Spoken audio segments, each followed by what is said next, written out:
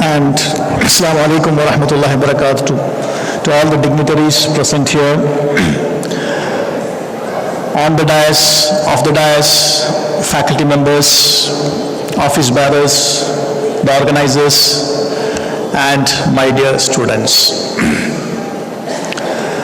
This is a moment that we all were waiting from morning. When a person fasts, there are two happiness for him.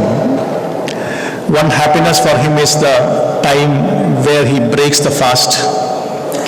And the second happiness is the time where he meets his Lord in the life hereafter. So this word Ramadan basically has got a meaning, that is when a land is very dry, when the rain showers on it, the dry land becomes active. The trees and the plants, it develops leaves, flowers, fruits, which benefits not only the mankind, but even all other creations who are living there. Similarly, the basic message of this Ramadan is a person who, we all are humans, we might sometimes commit sins, but this month we call it as a holy month, where just like the rain showers, the land becomes active, the person gets filled with the light of the Quran, the light of the ibadah, what he does, the worships he does, and he makes resolutions in his life by means of which his sins gets forgiven, and he tries to lead a life which is beneficial for the humanity, the mankind, and all the creations. So that is why the ayat, the verse of the Quran, which talks about the purpose of this fasting, كتب عليكم الصيام كما كتب على الذين من قبلكم لعلكم تتقون. We all might have heard about the word taqwa. This taqwa is basically coming out of the realization of the Creator who has created us. We call him the Almighty, who has got all the powers. He is the one who has created us from nothing inside the womb of the mother. And he gave us everything inside the womb of the mother.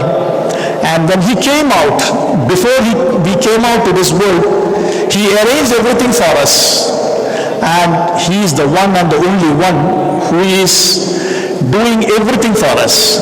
That is why in the Quran, he is referred as Rabbul Alameen. Rabbul Alameen means the sustainer of all the worlds, all the creations, irrespective of everything. He is the creator, he is the nourisher, he is the cherisher, he is the perisher, and he is everything, all in all.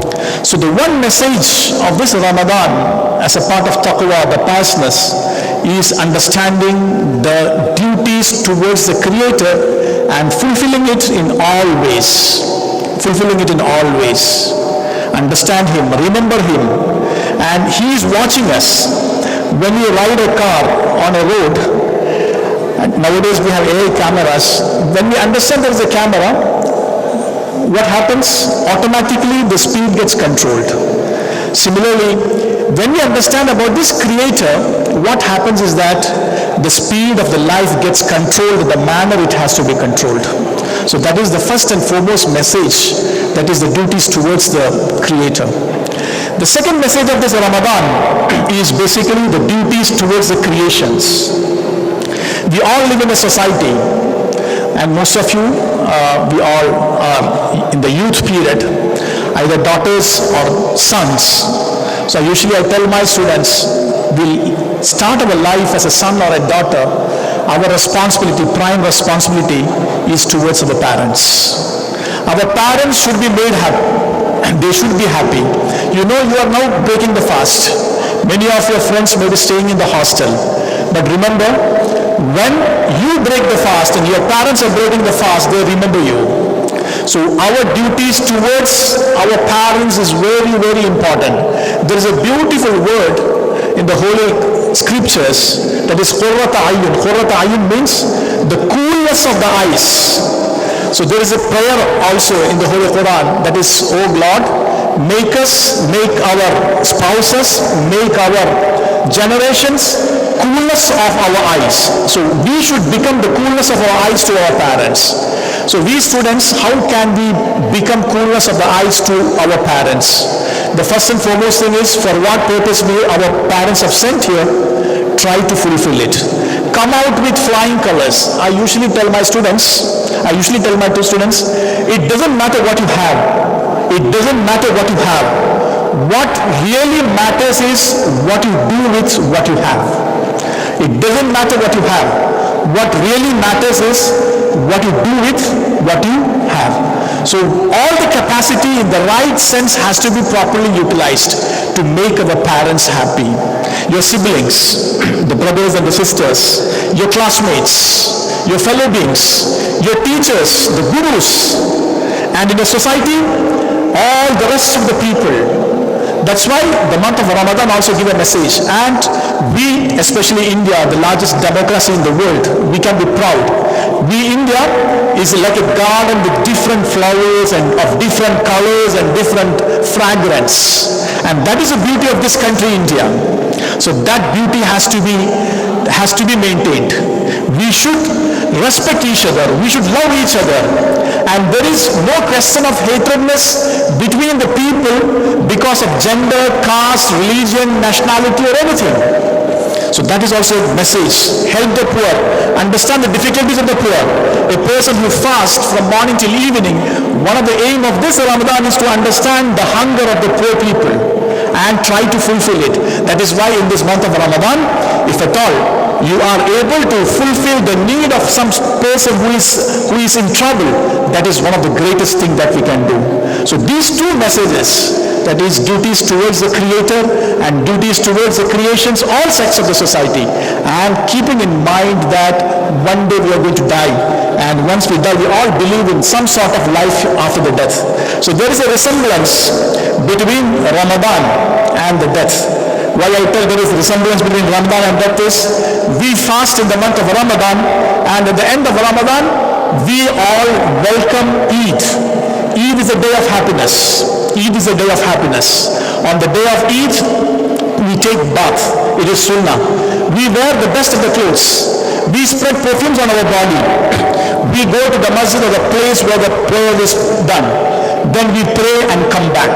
Similarly, a person who lives, and in the month of Ramadan there are controls. We try to control ourselves. Similarly, a person lives in this world controlling himself, fulfilling the duties towards the Creator and the creations.